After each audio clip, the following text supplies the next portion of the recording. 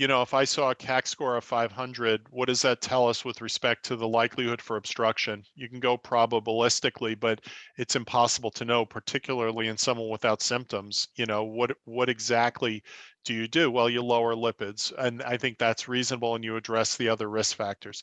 It's not at all an unreasonable question. On the other hand, a CAC score of 500 with a CAD score putting them in the red tells me something very different than a CAD score in the green. Furthermore, a CVE score in the red tells me something rather substantial.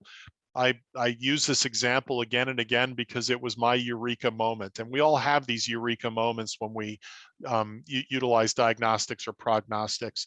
I had a patient with a CAC score that was significantly elevated, it was not over 1,000, it was in the hundreds range, with an LDL cholesterol of 200. However, the patient was 75 years old, female, exercising frequently, feeling great, no complaints, and very heavily dead set against going on lipid lowering therapy.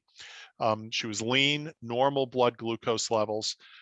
So really we had a single target, that being lipids, normal blood pressure. Got a CVE score, putting her deeply in the red.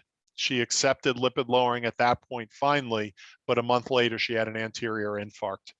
And so it just sort of illustrates, the fact that we have these windows of opportunity that, we may or may not realize are open, and having all available information